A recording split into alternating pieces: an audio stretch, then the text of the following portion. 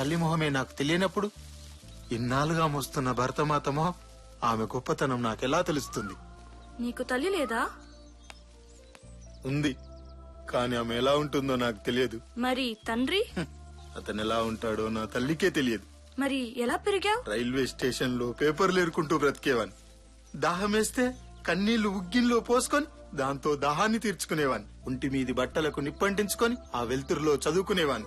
పొద్దున్నే ట్రైన్ లో ప్యాసింజర్ల దగ్గర పళ్ళు తుమ్ముకుంటానని టూత్ పేస్ట్ అడుక్కొని దాంతో కడుపు నింపుకునేవాన్.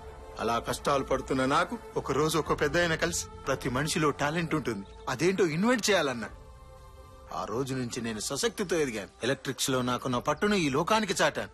ఇంత పెద్ద మహానగరంలో పెద్ద పెద్ద ఇంజనీర్లకు సైతం అంతుపట్టని సమస్యలు నేను తీర్చాను. అయినా ఏదో లోటు. ఈ సంపు జీవితంలో సంపంగి పువ్వులా నువ్వు వికసించే వరకు. ఏమంటున్నావు సంపు? నా వెనకాల ఎంతో మంది అమ్మాయిలు పడ్డా నేను మాత్రం నీ వెనకాల ఎందుకు పడుతున్నానో తెలుసా? నీ రూపం ఆపం, నీ నవ్వు పుష్పం, నీ ప్రేమ వడగాలి, నీ చూపు చిరుగాలి. నేను నిన్ను ప్రేమిస్తున్నాను నీలు. పర్వాలేదు, టైం తీసుకుని ఆలోచించి చెప్పు. నీ అంగీకారం కోసం ఎదురు చూస్తుంటాడు ఈ సంపు. ఆలోచించడానికి ఏం లేదు సంపు. నేను నిన్ను ప్రేమించడం లేదు.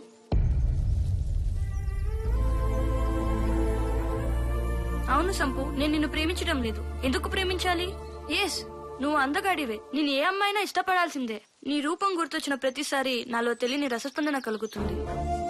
అందం, టాలెంట్, ఇవే నా ప్రేమకు కావాల్సిన అర్హతలు. నీ తల్లిదండ్రులెవరో నీకు తెలీదు, నీ ఊరేదో నీకు తెలీదు, నీ కులం, గోత్రం ఇవేమి నీకు తెలీదు.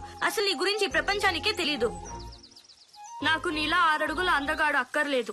అతని గురించి జనం పిచ్చెక్కిపోవాలి. అతను నా కోసం ఈ ప్రపంచంతో పోరాడాలి. నన్ను ప్రేమించడం అతని అదృష్టం అవ్వకూడదు. అతన్ని ప్రేమించకపోవడం నా దురదృష్టం అవ్వాలి. నన్ను ప్రేమించేవాడు 100% మగాడై ఉండాలి. 99.9% అయినా నాకు అక్కర్లేదు. నన్ను మర్చిపో సంపు. నీలో ఏమైనా ఆశలు రేపుంటే నన్ను క్షమించు.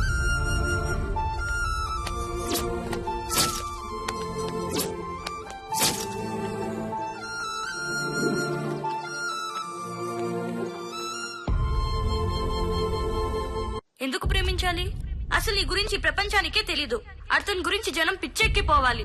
అతను నా కోసం ఈ ప్రపంచంతో పోరాడాలి. కళ్ళు కనపడడం లేదురా? ఎక్కడ చూసుకుని వస్తున్నావురా? ఈ ఫోన్ విలువ తెలుసారా? 40,000 పెట్టుకుని 4 రోజులు కాలే. అమెరికా ఫోన్ రా ఇది. నా భార్య మంగళసూత్రాలు తాకట్టు పెట్టి మరీ కొన్నాను రా. చూస్తే అనాథ విధవలా ఉన్నావు. అయినా భార్య విలువ నీకేం తెలుస్తుందిలే. అమ్మా బాబులు కనేసి ఊరి మీద పడేస్తారు. పోయేదాకా తెలియదు ఎందుకు పుడతారు.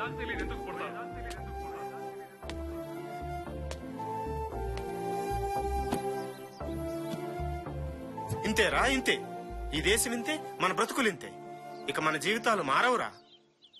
మొన్న సి అన్నాడు, నిన్న C++ అన్నాడు, ఈ రోజు జావా అన్నాడు, రేపు బావా అంటాడు. కడుపు మండిపోతుందిరా.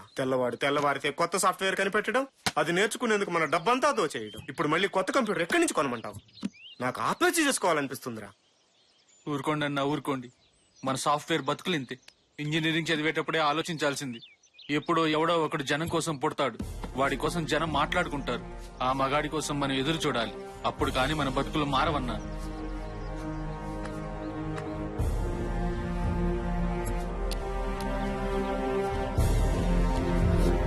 తెల్లవారితే కొత్త సాఫ్ట్వేర్ కనిపెట్టడం, అది నేర్చుకునేందుకు మన డబ్బంతా దోచేయడం. ఇప్పుడు మళ్ళీ కొత్త కంప్యూటర్ ఎక్కడి నుంచి కొనమంటావు? అన్నా, మీరేంటి ఇక్కడ? ఎరా శాస్త్రి, ఏంటిలా ఎలా ఉన్నావు? మీ దయ వల్ల బాగున్నానన్నా. చాచా, నా దయ ఏంట్రా, నీ కష్టార్జితం. భలే వాడివన్నా. టెక్నాలజీ రాబోతుందిరా అని చెప్పి టెస్టర్ పట్టుకుని నా చేతుల్ని టెస్టింగ్ టూల్స్ వైపు నడిపించావన్నా. ఇంటర్నెట్ కేఫ్ పెట్టుకుని కొద్దిగా సెటిల్ అయినన్నా. ఇంటర్నెట్ కేఫ్ అంటే చాయ్ సమోసా బిస్కెట్స్ అమ్ముతారు అన్నా.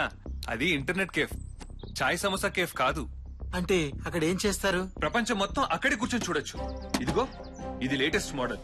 ఈ మధ్యనే మార్కెట్ లోకి వచ్చింది. రాకెట్ కన్నా స్పీడ్ గా పనిచేస్తుంది.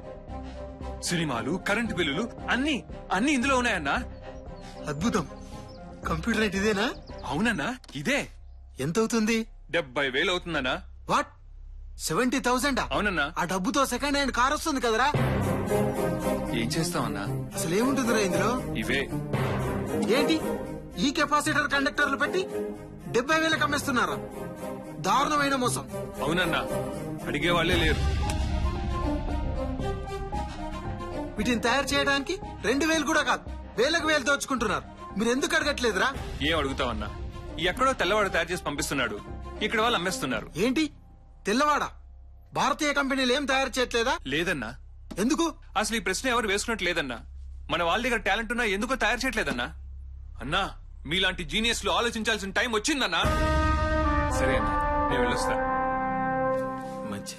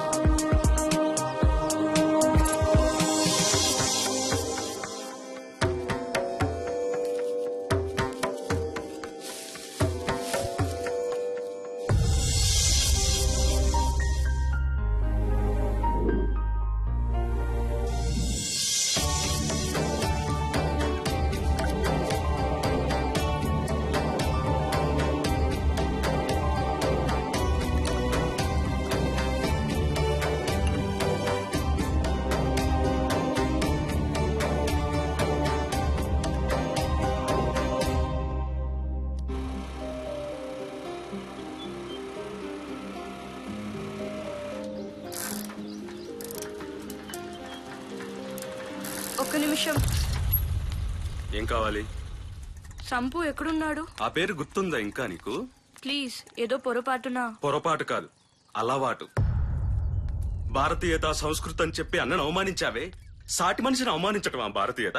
లేదా ప్రేమించిన వాడు మనసు తెలుసుకోకుండా బాధ పెట్టడమా సంస్కృతి? అసలు అన్న గురించి నీకేం తెలుసని? అమ్మా నాన్న లేక రోడ్ల మీద తిరుగుతున్న మమ్మల్ని చేరదీసి పెంచాడు.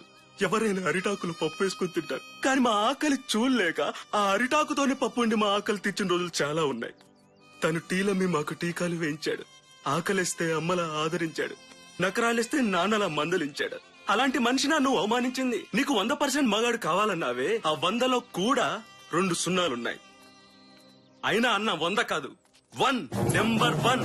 మగాడికి మీనింగ్ డిక్షనరీలో రాయాల్సి వస్తే అక్కడ ఒక సంపూర్ణేశ్వర అన్న పదం తప్పితే సృష్టిలో ఇంకే పదం సరిపోదు. అన్న నీకు కనిపించడు, మర్చిపో.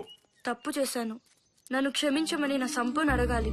ఎలాగైనా సంపు ఎక్కడున్నాడో చెప్పండి. ఇలా బతకడం కంటే చావడం మేలు అనిపిస్తుంది. కళ్ళు మూస్తే కలలో ఉన్నాడు, కళ్ళు తెరిస్తే కళ్ళ ముందున్నాడు. తనని చూడకుండా ఒక్క క్షణం కూడా ఉండలేను. ప్లీజ్, ఎక్కడున్నాడో చెప్పండి. ఎక్కడైతే నువ్వు అన్నని చెంపదెబ్బ కొట్టి అవమానించావో అక్కడే యావత్ భారతం ఆయన్ని సత్కరిస్తుంది. తనని నేను ప్రేమించాను. తన గురించి ప్రపంచం గొప్పగా మాట్లాడాలని నా కోరిక. నిజమా వదినా? అయితే వెళ్ళండి వదినా. అన్నయ్యకి ఈ విషయం తెలిస్తే చాలా ఆనందపడతాడు. త్వరగా వెళ్ళండి. Thanks.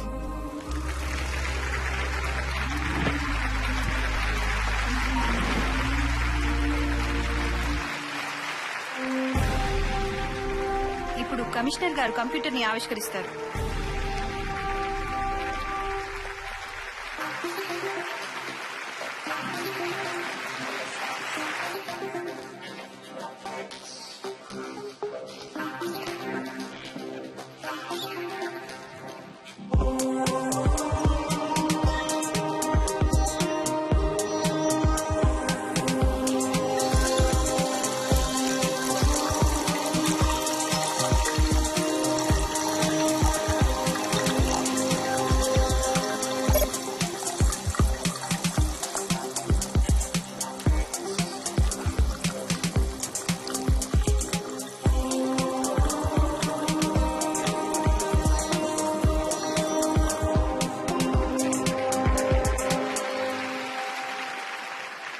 Good evening ladies and gentlemen.